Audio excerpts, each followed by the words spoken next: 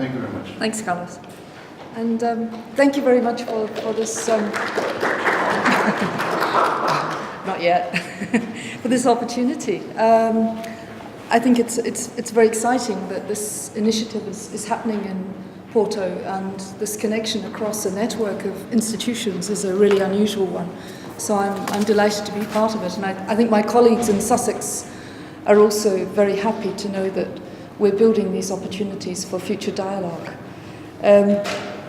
M4M, music for media, but I like the fact that it's often written M4M, because I also think it could be media for music, and I'm often going around in circles with the ways that I'm looking at these terms and these concepts. So the focus here is on the exploration of new media for music making, and you've had some wonderful musicians here and some very fine scholars, and obviously they've covered things like live performance networks, Pedro Rebello, digital and music sound libraries, interactive audio processing and compositional software. I come from a rather different angle, and today actually you're not going to hear any music, you're only going to hear my voice, so advance apologies, but there is work I will reference which you can find quite readily online, and I think it makes more sense to give you links so that you can follow them up yourselves afterwards. And we'll be doing a summary publication, so the material that you'll see today and hear today you will be able to access shortly. Is this okay in terms of pace? I know your English is as remarkable as my Portuguese is non-existent, so apologies. So I come from theatre and performance, and I've worked a lot on technologies in gesture and technologies in interactive performance and sensor systems, but really coming at it from a dance and gesture and martial arts background. And at the same time in Sussex, we have a program, Masters in Music and Sonic Media, and on this program I teach a module called Sound Environments, and the program's been going for 2 years, and we're starting to get some really interesting students, and several PhD students are now working in this area of sound environments. And we tend to do a lot of cultural and critical theory, a lot of history, and to mix this all together with the emerging technologies work. So I want to look at how digital resources, if they're put in a broader historical context, can allow us to better grasp the ways they've transformed our perceptions and our conceptions of the spaces in which musical performance is possible. As we all know, sound is basically a vibration, and a vibration needs room to move. So sonic arts require space for their expression as well as time. And space can be instrumentalized through physical architectures. These can be reappropriated or dedicated concert hall type architectural structures. Or it can be instrumentalized through virtual constructs, which a lot of you are involved with, I gather, computer-modeled acoustic envelopes, or, as is increasingly the case, it can be a hybrid, mixing the real hardware of building materials and built instruments, and in many instances, if you look at organs that are built into church and cathedral spaces, the instrument is an integral part of the architectural fabric. But there's a mix of that kind of physical material instrumentalization with that of electronic and digital affordances, what one might call the soft media of code. But I think there's another kind of soft code that I'm particularly interested in, that's very powerfully manifest in the ways that we make and receive music, and this is what I would call cultural code. This is the values and expectations that we bring to bear on our usage of space and our perception of its instrumental qualities and its instrumental potential. So cultural code it evolves substantially with our technologies, and at the same time it's substantially responsible for those same technologies. we develop them as a function of the cultural codes that we bring to bear on them. So this might all seem a bit obvious, to be talking about sound requiring space. Everybody kind of knows that, but I think for a very long time, music in terms of philosophy and epistemological studies, there was a tendency to treat music as being the art of time par excellence. So you get these wonderful aesthetic theorists like Susanne Langer. Music is all to do with deploying virtual constructions and energies in time. And there was a long period where the spatialization qualities of music tended to be neglected. I think this has changed a lot in recent decades. There's been some wonderful scholarship, obviously, on sound spatialization, on sonification, which is starting to swing the pendulum back the other way. But I still think it's often necessary, especially coming at it from an architectural and theatre architecture standpoint, to insist on this spatialization component. So I'm going to try and cross a number of fields. I'm going to go all over the place, as I told Carlos, but he said, you're all over the place anyway, which is kind of geographically and culturally true. I'm going to try and cross a number of different fields to address the nature of our sonic or oral architectures, and as kind of a corollary to address the ways we listen to music and the ways we perceptually and physically frame sonic objects. Okay. So some of this is probably going to be very well known to some of you, and I apologize in advance if it's pretty basic. And it's also an extremely subjective look at this question of oral architectures and instrumentalized spaces. But I've been trying to think about how to characterize different approaches to oral, that's AU, I don't know if my pronunciation does justice to the word, to oral architectures. And I've come up with a very schematic kind of categorization. On the one hand, what one might call a laboratory approach to experimentation and simulations, and on the other hand, a fieldwork approach, engaging in the terrain, in situ, with sonic phenomena. And so this is very caricatural. I've taken Francis Bacon's sound houses, which is where this engraving comes from.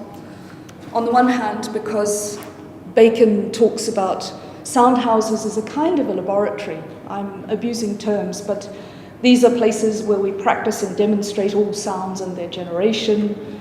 We represent small sounds. Actually, I've got the text up here. We represent small sounds as great and deep. Likewise, diverse embling and warblings of sounds which in their original are entire.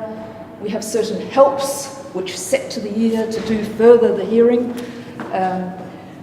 We have also diverse, strange and artificial echoes, reflecting the voice many times. I mean, it's a pretty astonishing text for mid-17th century. And this last one, we also have some means to convey sounds in tubes and pipes, in strange lines and distances. Obviously, a lot of people with telecommunications have latched on to the incredible prescience of this Bacon statement. And here, I talked about the laboratory aspect of his experimentation, but these guys basically seem to be calling each other up on a primitive phone line. But I want to emphasize the laboratory aspect, the fact that these sound houses are places where you generate and conjure up and fabricate, synthesize hitherto unknown sonic phenomena. So that's on the one hand. And then on the other hand, Robert Flood's Tuning of the World. And this is pretty much contemporaneous. I think it's the volumes that Flood published, which have a horrific name, Utriusque Cosmi. So for the Latinites amongst you, 1617 to 1624. So the Tuning of the World features in one of these volumes. And this image over here is the one that's been made particularly famous by Murray Schaeffer's Tuning of the World, published in the 1970s. But what I'm trying to contrast here by taking Flood as the person who's basically taking us into the field, into field work, the terrain, is that he's talking about using natural, pre-existing sounds and sonic phenomena and physical phenomena as the source for a kind of a sound culture.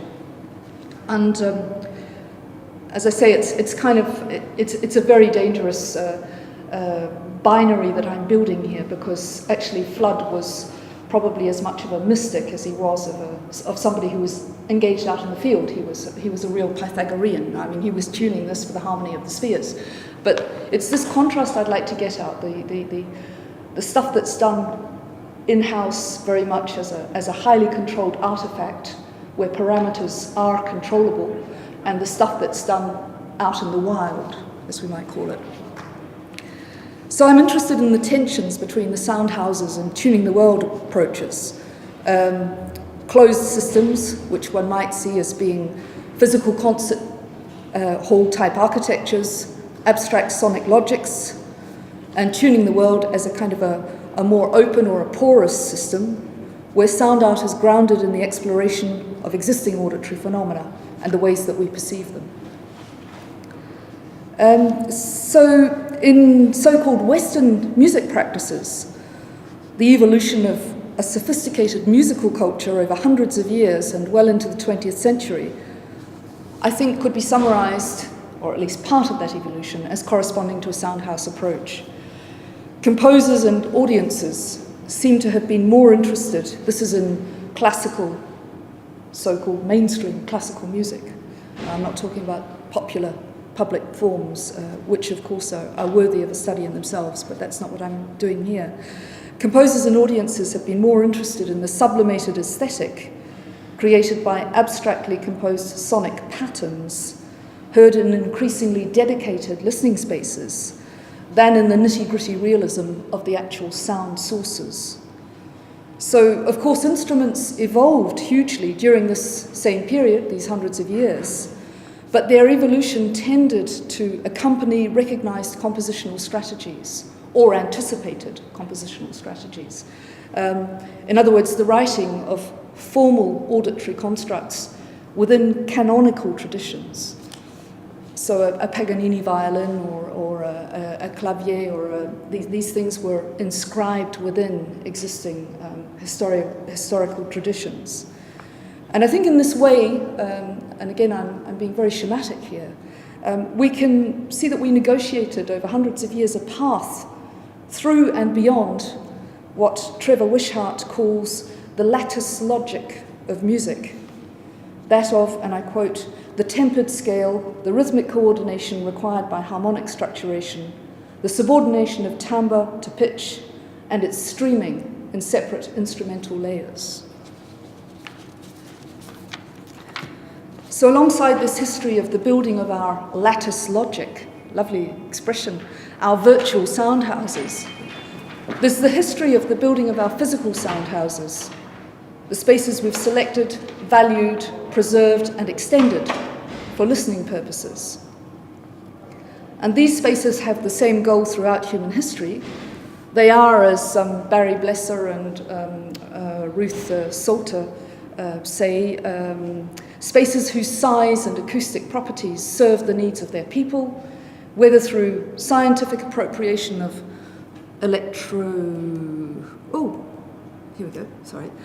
scientific appropriation of electroacoustic technology, so this is Radio City Music Hall, 1932, or the intuitive selection of a natural space with nearby hills. So this is a slide of the Theatre of Dionysos in Athens. And Blesser and Salter, in their book, Spaces Speak, Are You Listening? And I know some of the PhD students here and probably a lot of people here have read, identify as milestone figures in the history of spatial acoustics. First, Aristotle, who understood that sound was physical rather than mystical, and he described sound as contractions and expansions of the air falling upon and striking the air which is next to it. Basically, it's a pretty astute description of sound waves, quite surprising for 4th century BC, although Pythagoras had paved the way for him. And then the second person that Blesser and Salter quote as a milestone in acoustics, spatial acoustics, is Vitruvius. So his His treatise on theatre acoustics dates back to 20 BC, and you can see that Vitruvius actually looked both at the Greek amphitheatre and at the Roman. And he was proposing, his big contribution to spatial acoustics was to suggest that we use observation in a way that would allow us to create very pragmatic rules for spatial design purposes. And then the third person quoted by Blesser and Salter is Wallace Sabine or Sabine. I never know how to pronounce his name. Who's the founder, considered as the founder of modern architectural acoustics. So he merged theoretical physics with empirical measurement in his 1900 design of the Boston Symphony Hall, which is still considered one of the finest architectural concert halls around. And Sabine called hugely on late 19th century neuropsychology and neurophysiology. So, of course, people like Helmholtz were a very strong basis for his work. So, to study contemporary instrumentalized spaces today in 2013 as instruments, I think there's a further milestone that needs to be mentioned, which is not central to Blesser and Salter's publication. I'm not saying that's a shortcoming, I'm just saying their focus is elsewhere. And I'd like to try and identify, but I can't pin it down to a heroic individual genius like Aristotle or Vitruvius or Sabine. This milestone has to do with the use of information and communication technologies. We don't seem to use the ICT acronym so much anymore, but it's still there, I think. Using these technologies to tune and layer spaces in locative and online media environments to attain a free mixing or fusion of physical and virtual phenomena. Those are kind of easy words. Of course, the free mixing of physical and virtual artifacts has been going on in performance spaces since the earliest times. We have an ancient practice of ascribing virtual and imagined agency to the objects and percepts that enter into our artworks. We've always done this. But today, the subtlety, the complexity, and the ease of layering of distinctive types of discrete spaces, of spatial qualities and experience that we can achieve with digital and networked platforms is quite unprecedented. And there's an architect historian called Richard Coyne. He actually works at the School of Architecture and Music, which is wonderfully a single entity at the University of Edinburgh. And Coyne's written a book called Tuning of Place, which interestingly, of course, refers back both to Scheffer and to Flood. And he suggests that pervasive networked media have led us, or we've led them, from a focus on proportion and harmony, which one could see as being synonymous with Wishart's lattice logic, to tuning and calibration possibilities that are opening our senses to spatially and temporally specific, idiosyncratic, if not downright deviant phenomena. And this is a quote I wanted to put up from Coyne. I don't know, are these references familiar to people? Because, yeah? Anyway, I'll just plough through and hope I'm not boring those who know this stuff by heart. Okay, so it's interesting that the discipline so emblematic of order and harmony is conspicuously infused with challenges to that order from within. This is with the advent of pervasive media. It could be said that architecture and music have long focused on proportion and harmony, but in doing so have manifested the remainder, the excluded, the superfluous, and the deviant. So what Coyne calls the tuning of place could be seen as a restoration of the discrepant, the local, a reversion to the unevenly tempered just scale, or local diurnal scales of other traditions.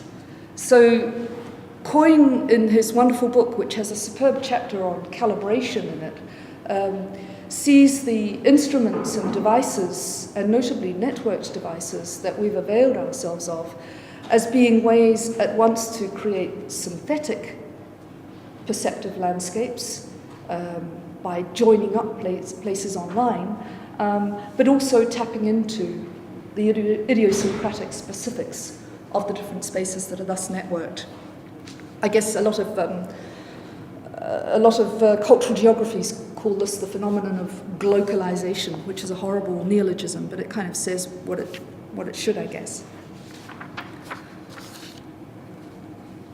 So that's something I think is very important in looking at the notion of how spaces are becoming instrumentalized as music or as sonic art percepts in the 21st century. But I'm also interested in the way that this burgeoning area of instrumentalized hybrid spaces, the ways that these spaces enfold their respective legacies into new creative constructs. And there's a writer called Steve Anderson, who's actually more of a film historian and theorist, who's written a text called Aporias of the Digital Avant-Garde, and he talks about the ways that emerging digital tools and constructs manage to bear the full weight of their historical legacies, the sorts of things that they're conveying, that we are culturally necessarily weaving into them. We're not born ex nihilo, we're born into cultural systems and cultural thinking. And he calls on the notion from cultural anthropology of syncretism to describe this phenomenon. Syncretism is basically used in cultural anthropology of religions, whereby one fuses practices and rituals from different religious systems in order to build a kind of a holistic religion. And he contrasts this notion of syncretism when he's talking about digital media and the ways that they can somehow encompass without devouring or steamrolling the prior cultural references that we bring to bear in them.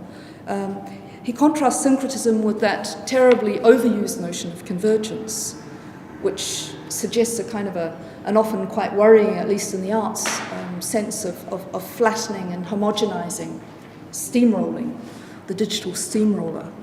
And this is a quote from the Anderson text, where convergence tends to be ahistorical, or pretends to be.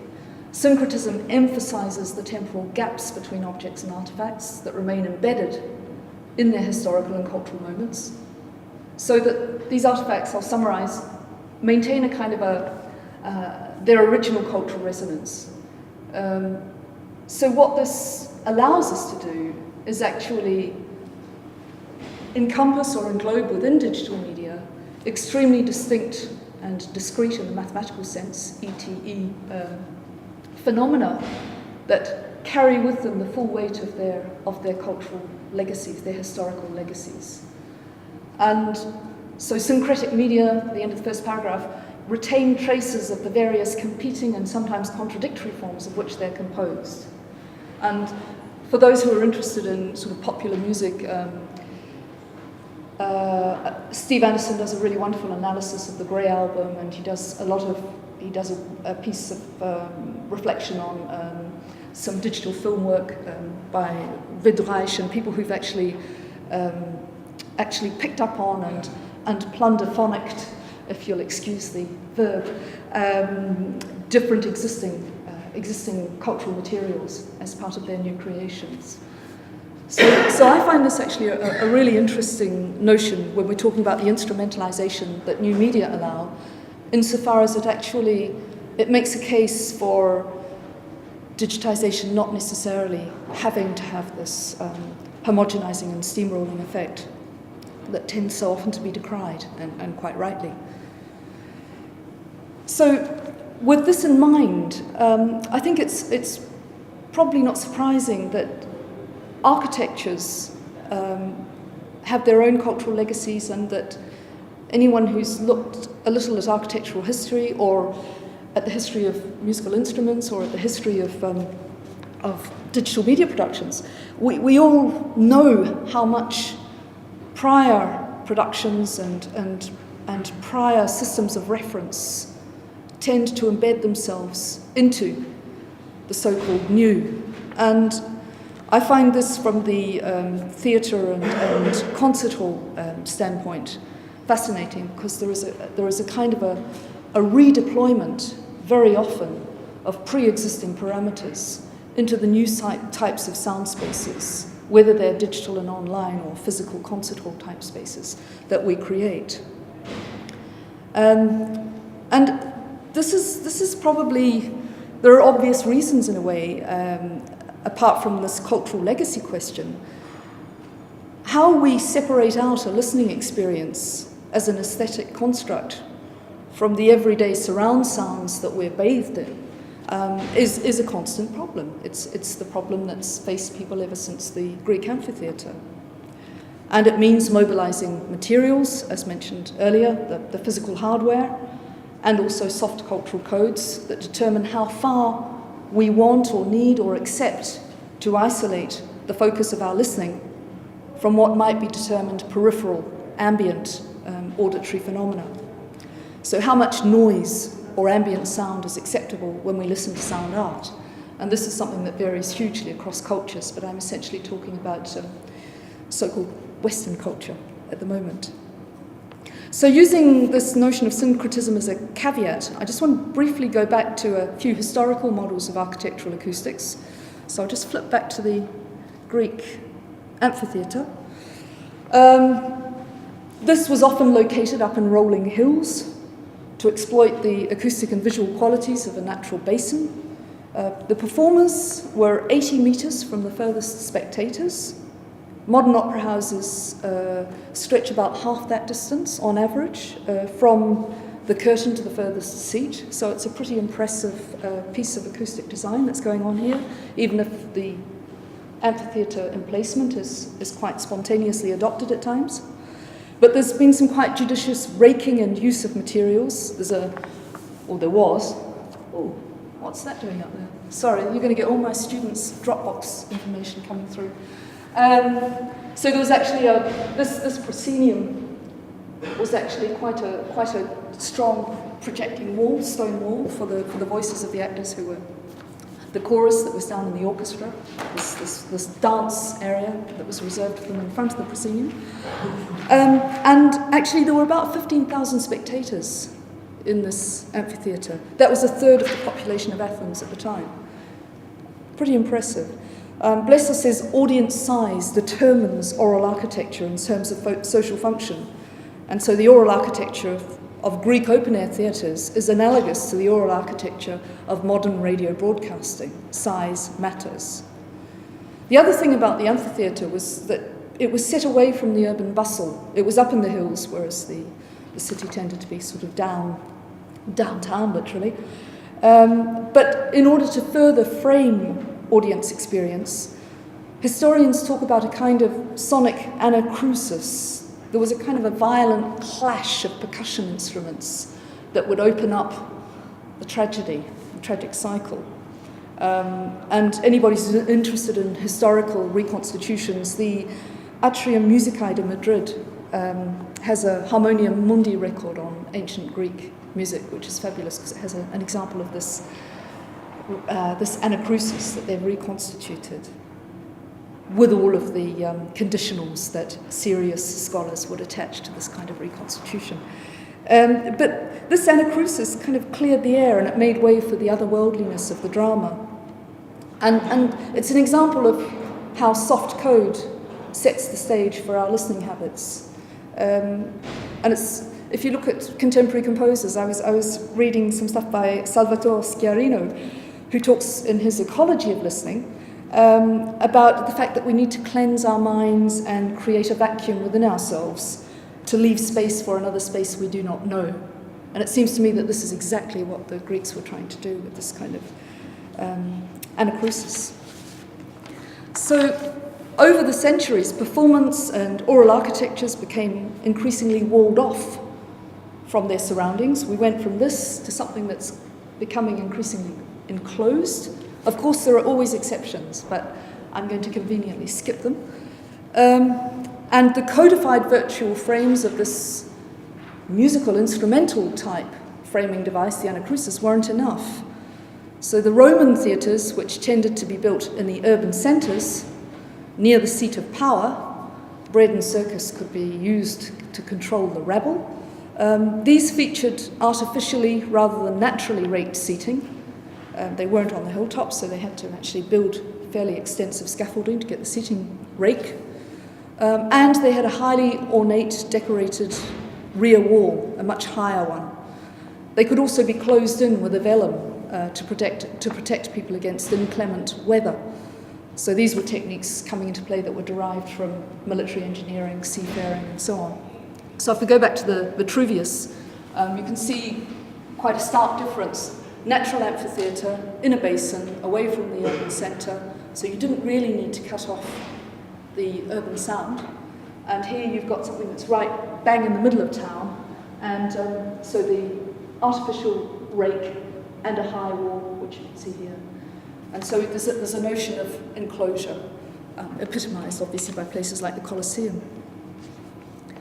And I think this connection between performing arts architecture and advances in engineering and construction techniques and materials is one that one can never insist on too much.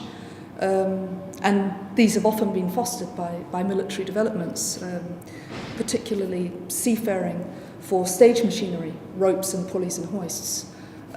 Really boomed every time there was a big war somewhere. So it's a rather odd relationship, or an old relationship, that continues today through our cultural exploitation of technologies that can be equally used, flip side, for more destructive purposes. But in any case, there's a tendency, which some of these other examples I'm about to show you will indicate, for an increasing separation of places designed for shared cultural experience from the other social public spaces, the agora. And we're going towards what I call cultural containment buildings. The term containment building comes actually from the nuclear industry, and it refers to the shielding that one puts around a reactor, which is usually a concrete or a reinforced steel building. And the nuclear reactor is held within this containment building. And I actually I find this term, this metaphor, quite interesting for talking about the ways that we've had to progressively devise shields in order to block off certain types of cultural experience and perceptive attention from the ambient distractions that might otherwise weaken them. And there's been, of course, with this shielding, with this containment building phenomenon, there's been occlusion of light, and that's meant that we've been able to override day-night cycles. And we've been able to manipulate time in ways that was impossible if you're in an open-air amphitheatre. Using, I'm calling it artificial light, it's obviously still flame-driven until fairly recently, but humanly set out lighting has allowed us actually to conjure up day and night at will once we were in a closed building situation. So the acoustic and visual ability to revamp time and space has been a really interesting and fairly solid development in Western performance architectures. And this is what's allowed the audience to dwell on or to dwell in increasingly immersive sound experiences, sound environments. So if I go through to the, French Court Ballet, this is 1581, the Louvre, the Salle des Machines, completely closed off.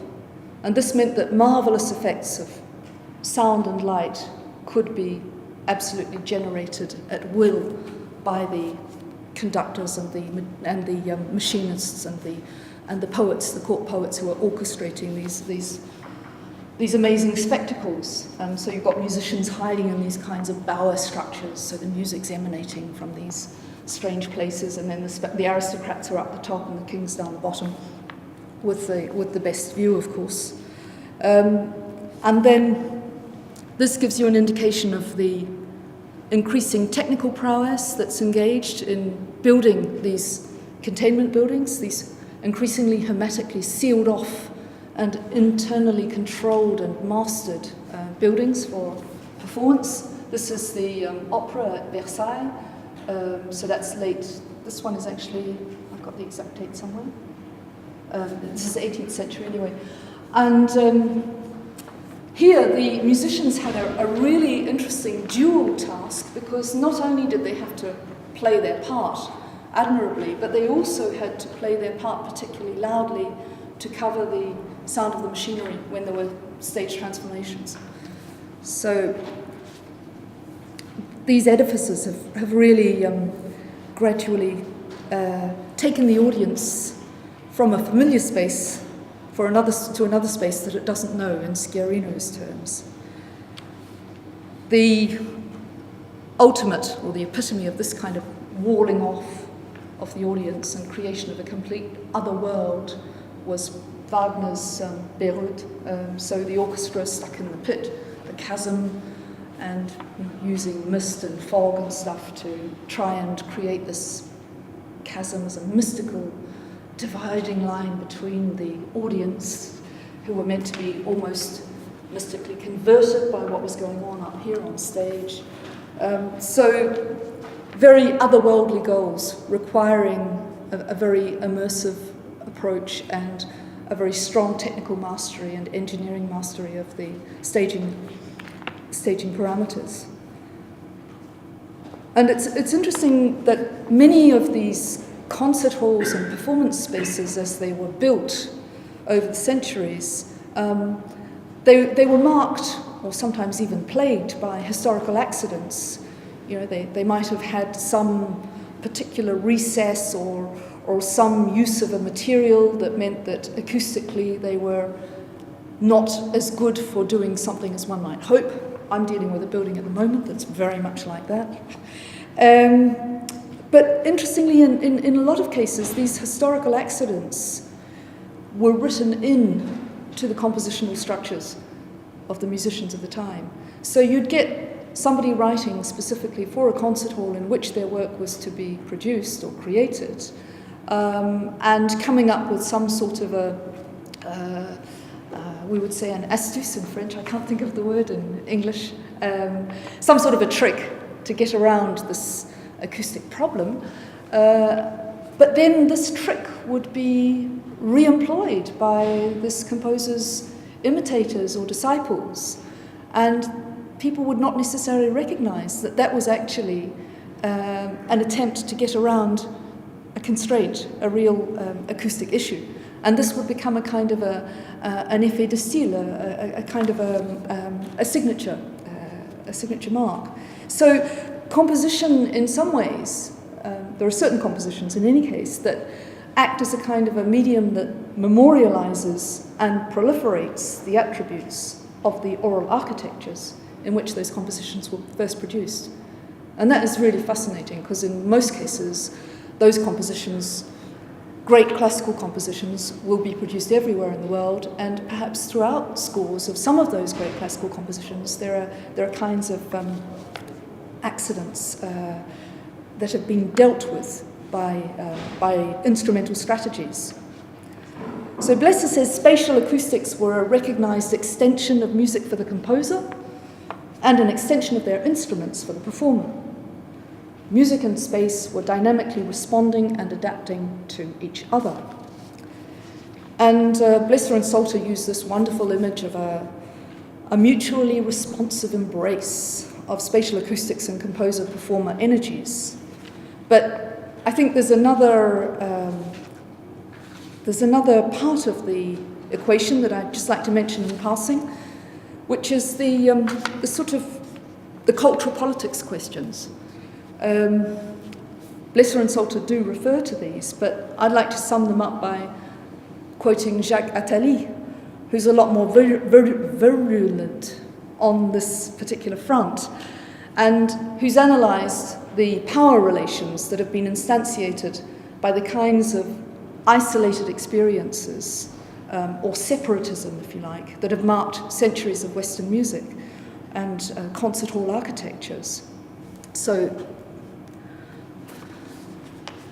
Attali maintains that there was a gulf. Well, we've seen it. There was literally a gulf at Bayreuth, for example, between musicians and audience. And the most perfect silence reigned in the concerts of the bourgeoisie. He actually contradicts himself, because that wasn't always the case. In fact, Attali himself in the same book says that Haydn and Mozart were just signs of prestige for the people who hosted their concerts, and so they were just background noise in many instances. So he's not entirely consistent, but we have this notion of the political dominance. The silence greeting the musicians was what created the music, a framing. The framing was the respectful silence of the audience. And the artist was born at the same time as his work went on sale. Attalie's a bit unkind about the analysis of relations between spectators and musicians, because there's been quite a lot of analysis even prior to 77 when he first published his book. But he's probably right to say that representation in the concert hall is something that's evolved and that it changes when repetition comes into play. So what happens in repetition? You have people actually preparing the perfect artifact to be savoured by the elite public. And the elite is trying through this kind of musical practice to show that it's actually quite nice. It's not the cold conservative public. It's ready to be moved by powerful artistic experience. So that's just a very brief nod to what's actually a huge subject. So I hope you don't see it as too flippant. It's a deep question, and it's one that I think taps very interestingly into the distributed sonic practices and the seepage of private and public spaces that we're increasingly witnessing today, with people being literally hooked up to their musical sources in the streets. Another kind of political offspring of this sort of reflection. I said I was going to go all over the place, and I will.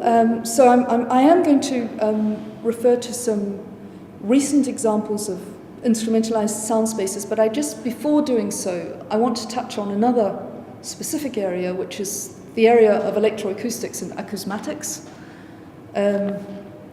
Notably, of course, Pierre Schaeffer, his Musique concrète, mid-50s. And Schaeffer, his focus on reduced listening. That's all right. That was very timely. So, as everybody knows, in keeping with the Pythagorean notion of the acousmata, Pythagoras locked himself off behind a veil so that his students couldn't see him. They just had to listen very hard. This notion of a sound being separated out from its source, from its origins, from its causes, is something that Schaeffer picked up on, because he felt that there were types of sonic constructs emerging through electroacoustics that weren't being given the attention that they deserved, and that basically were remaining harnessed to the canonical compositional strategies, even where they were relatively avant-garde, that Schaeffer felt that we should be getting beyond. So this again, I think a lot of the questions about how new technologies are transforming cultural spaces and their instrumentalization, they've been prefaced, I think, by Schaeffer's writing, which scandalously, I don't think has yet been translated into English. His Musique concrète is still, you can get chunks of it, but I'm really looking forward to the day that there's some decent international scholarship on Schaeffer. But he felt that by compartmentalizing real-world sound into objects and suggesting that listeners might focus their attention solely on timbral activity within a sound, he effectively invented the electroacoustic equivalent of the note. That was his goal. And it was interesting to see how Schaeffer actually, in an almost prophetic way, saw acousmatic music as being an ahistorical phenomenon. He felt that by coming up with this kind of elaborate way of analysing and reproducing notable composition-worthy structures from these sounds, he was going to come up with the rules for a completely a completely new and infinitely open system of music. But in fact, historically, when you look back at the time that he was doing this, this response was very, very dependent on the context, the cultural context in which Schäfer was working, and it has become somehow dated. So his ideal led to innovative sound creations that were relayed by loudspeakers, especially with the acousmonium, which was the loudspeaker orchestra, which was developed by the Groupe de Recherche Musicale at the Maison de la Radio. And he broke very sharply with the cerebral compositional strategies that were anchored in mid-20th century more traditional musicianship. And so people like François Bell, Bernard Parmigiani, Ivo Malek, Michel Chion, of course, and a whole bunch of others came up with some absolutely wonderful and, at the time, very exciting, and still, fortunately for many of them, very exciting works.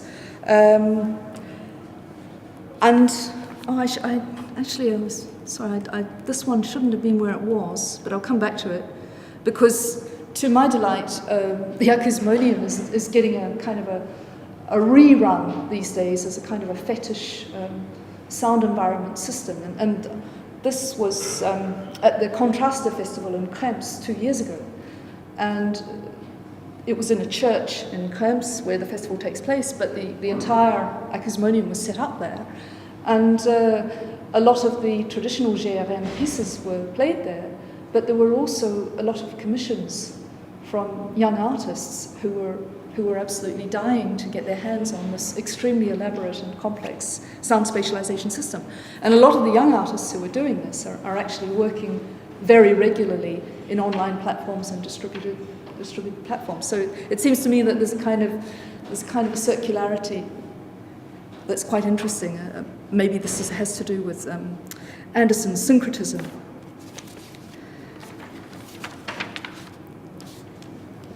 Okay, so Schäfer's ideal, it generated a really important historical moment in terms of our listening practices, in terms of our readiness to listen to phenomena that we wouldn't previously have denoted as musical. And it also generated a whole host of paradoxes. One of these, which has been well summed up by Michel Chion, goes as follows: by separating sound objects from recognizable effects in favor of sonic textures, masses, and velocities, the acousmatic situation actually intensifies causal listening because the auditors spontaneously seek to compensate for the lack of visual identification of the sources. In other words, cut off sight, have somebody listen intently to something, and they're going to somehow mentally, spontaneously seek out causes and seek out a kind of a causal relationship between the different phenomena that they're experiencing. So even when we do encounter discrete sounds amputated from their recognizable effects, we experience what Simon Emerson has called an interpenetration between the oral and the mimetic. And we recognize and we ascribe referential and causal status and attributes to what are purportedly or seemingly free sonic phenomena. And I think this reaction is somehow analogous to the ways that we anthropomorphize in our visual practices. We tend, we're basically just a bunch of fairly sophisticated primates, although not always as sophisticated as we think we are. And one of our survival strategies is to project and to map onto unknown perceptual and cognitive landscapes features from the known world. And there's another paradox noted by John T. Harrison from Birmingham, who says that there's the fact that a rich repertoire of music created since the 50s, there is a rich repertoire of music that's been created since the 50s that plays precisely on the ambiguities that arise when recognition and contextualization of sound material meet more abstract music structures, so Wishart's lattice logic, and that both these qualities can productively coexist. So this is perhaps akin again to the syncretism. It's not necessarily an either-or thing. It's not because you've come up with some ideal acousmatic situation that any notion of contextual or more referential musical operation is banned. The two may actually go hand in hand. So there's been this kind of imbuing of sonic landscapes or soundscapes with a sense of causality or even a kind of hyper-realism. So even if lattice logic and abstract musical frameworks lead to culturally recognized ways of building and governing time-based structures, like the successive movements in a traditional composition process, then by contrast, the foregrounded textures and proxemics of electroacoustic creations encourage us to explore what are actually very compellingly physical soundscapes with somehow causally understandable modes of listening. And this isn't entirely a post-electroacoustic phenomenon. I think it would be unfair to recognize, obviously, people like Webern who've taken our ears for walks through timbral landscapes decades before Scheffer wrote his wonderful book. So with that as a kind of a background, I just want to call up very briefly some images that reference some more contemporary work. I'll flip through, sorry. Okay, one of the people yesterday, was it Philippe showed Lucier? Who was it of you guys? Do you remember? Gilberto? It was Philippe, yeah, okay. The navigability and the sense of embodied engagement with sonic spaces that marks a lot of electroacoustic and hybrid digital practice comes in part from our mastery of techniques like reverberation, which of course allow us to actually imbue a space with a notion of depth. So there's a whole realm of proxemics that this has opened up. And Lucier, of course, with his I Am Sitting in a Room, actually explored this in '69 with this famous piece where I am sitting in a room, it's different to the one you're sitting in now, and this thing goes on, and there's a wonderful version on YouTube that is a 45-minute version, and you can still pick out the rhythm of the original rendering of this phrase. Oh gosh, you're getting all my students up there. Wow, they're working hard. Sorry. Then reverberation, again, in a very different context, is stripped out of this posthumous duet of Nat King Cole and Natalie Cole. This was done in 1992. Again, you can look this up on YouTube. And the technical skill that went into actually analysing and stripping down the original accompaniment to Nat King Cole's song in order for Natalie live to accompany him on stage is actually quite astonishing. There's a very good article by Piekut. I'm sorry. I should have turned off my Dropbox, but I won't try and do it now because I'll get lost. There's a very good article that describes the engineering mastery that went into, bloody hell. You can see I'm a good supervisor, can't you? I bet somebody knows I'm doing a lecture right now and is doing this on purpose, actually. I think I know who that is. So there's a very interesting use of reverberation and mastery of sound spatialization techniques that allows us to generate these kinds of strange encounters of non-living and living people. And then there's a much more experimental use of something approaching reverberation in Oliver Laric's 50-50 piece, where there's this kind of rap 50th birthday piece that is experienced by 50 different people in 50 different online spaces.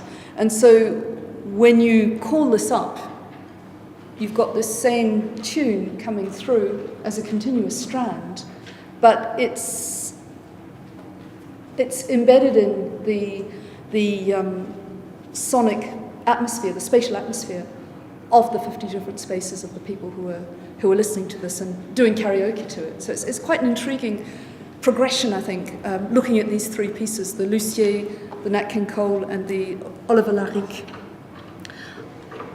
And somebody else who's explored these questions of spatialization and reverberation probably more in depth literally than most people is Pauline Oliveros.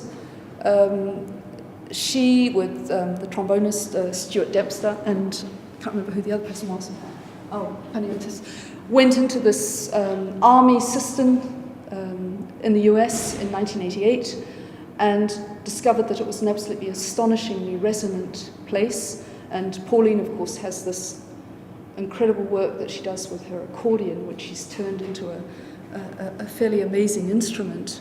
And she found that she was able to explore the resonances of her accordion in completely otherwise impossible ways in this space with its reverberant qualities.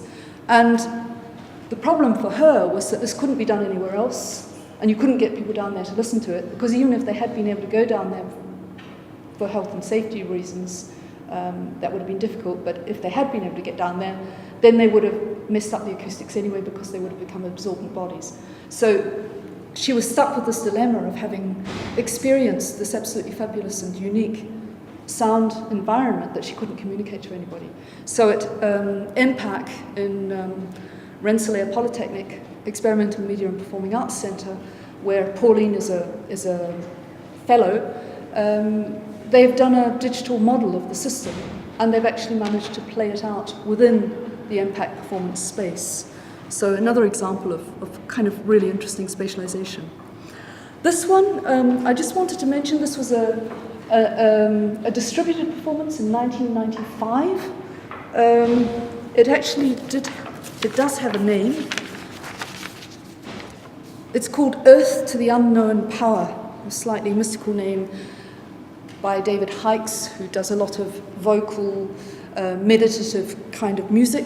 But in this instance, in 95, this was an experiment largely funded by France Télécom and by their American telephone counterpart. The acoustic envelope of the Abbaye de Tournai, which is a Cistercian abbey in the south of France, was modelled, and it was shipped across to the kitchen. This is not actually what was happening in the kitchen at the time. That's just a picture of Steiner Vazulke, its founder. But the kitchen is a New York space, which is kind of experimental performance space. So the acoustic envelope of Tournai was used to house the voice of David Hike's choir in the kitchen. And it was relayed back to a public that was gathered in the Abbaye de Tournai.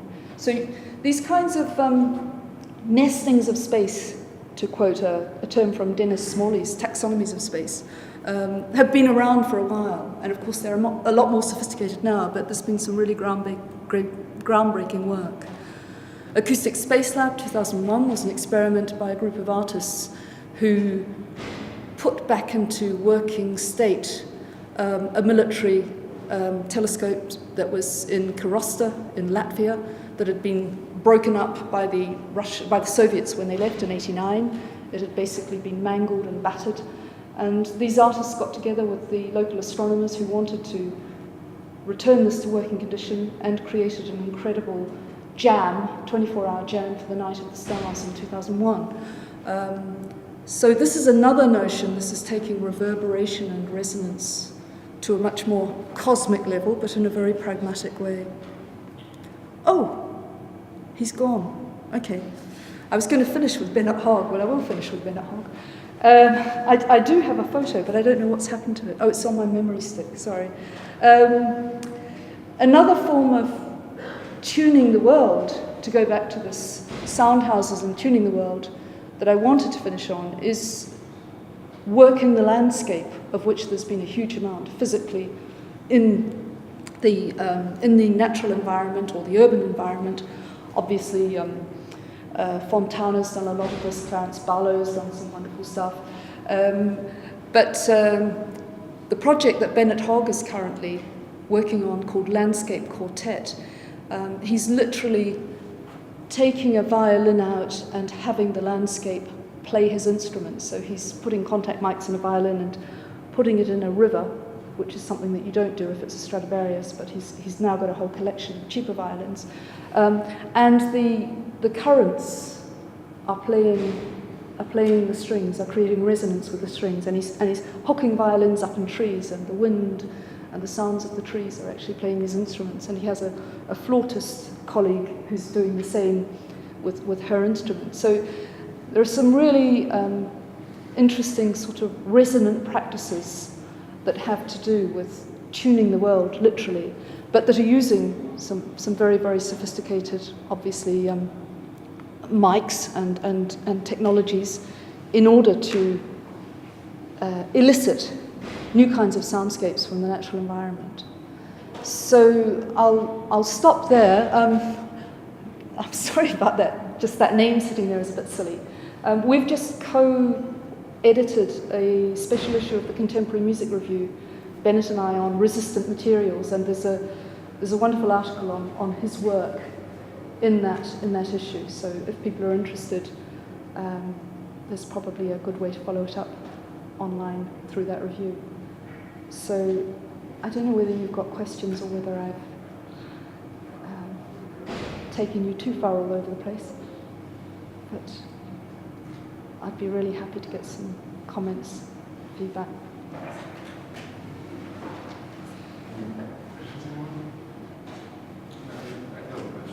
Yeah. So if you look at this from a evolutionary point of view, I mean, the first concept of acoustic spaces were definitely inspired by something in the nature from our perception.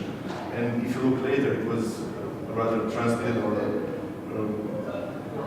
the future, so other people would create spaces in architectures, yeah. Also inspired from the nature and how we perceive sound. Yeah. So how much is it technological evolution, and how much is it something rather that resides in our perception of sounds from nature and really basic psychological perception of space? I think that's a really good, completely unanswerable question. But I'm glad you've asked it, because I think where it becomes really interesting and really rich and complex is when you have people like, well, Parmigiani was a sound engineer to start with. Chris Watson, who does a lot of sound environments, and he's done really amazing soundtracks for nature films, David Attenborough's series, all the rest of it.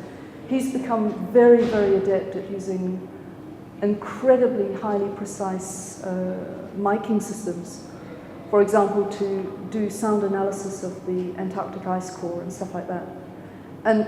And so the interesting thing now is that you've got people who are using new and emerging technologies to generate sounds of nature that we've never previously been able to hear. So you could say it's natural sound,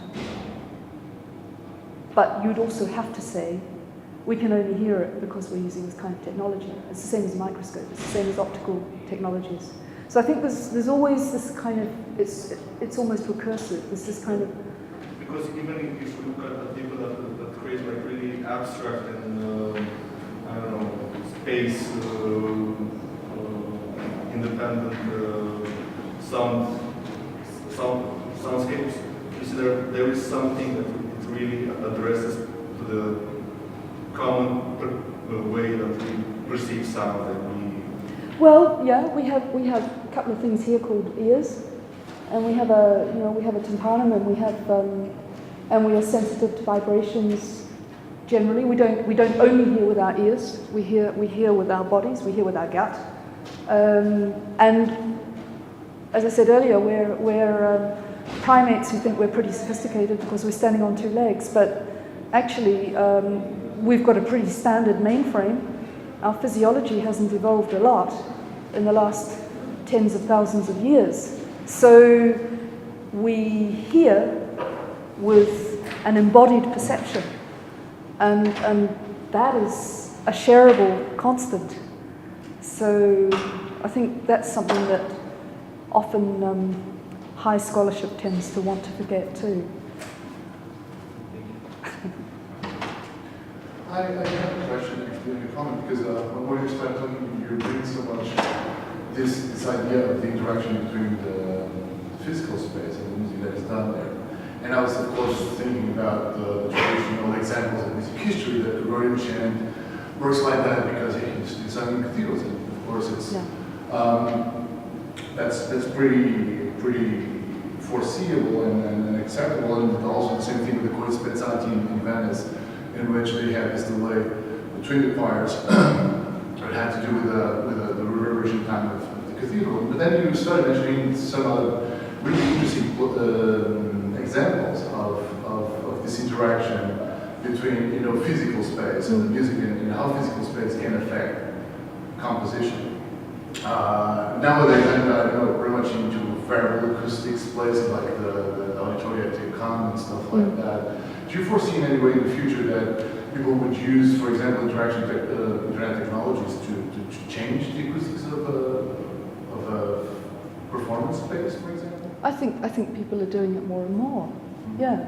I mean, I'm trying to build, as you know, at the moment, an auditorium. And, I'm trying to refurbish an existing auditorium, which is a real nightmare because it's round brick.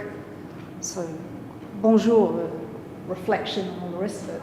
And one of the first things that was suggested when we were trying to resolve the reflection issues, and when my stupid project manager sorry, this is being recorded, was trying to get us to do this for minimum budget, was, well, forget it, we'll just model, we'll just do everything, we'll do everything mic'd up, no natural sound.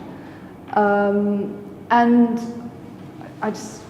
fortunately, we held our ground, and we've got something that's going to be amenable to natural sound, unamplified sound. But very, very often, the option in spaces that don't lend themselves to the sorts of sonic performance that you need or acoustic performance that you need, they're going to be, people will just use amplification and speaker setups and balance to compensate. And in some ways, that's a freedom, of course, because it means that you're creating a kind of a shippable acoustic envelope. You can take stuff to different places, and you can retune your system, and you can do stuff all over the place. But then on the other hand, it's a loss insofar as you're not able to literally sound the specifics of the environment that you're in. So I think there are cases where it's a logical thing to be doing, but there are cases where I find it's really worrying because the kind of, well, we've seen, Jonathan Stern writes wonderfully about this, we've seen how notions of high fidelity have somehow been incredibly caricatured and read in a very singular way, which is basically rubbed off on the way that people think they should get to hear stuff. But it's a fairly arbitrary set of values that have been attached to notions of high fidelity. So, I think that the preservation of diversity in acoustic and sonic experience is paramount. But how do you do that?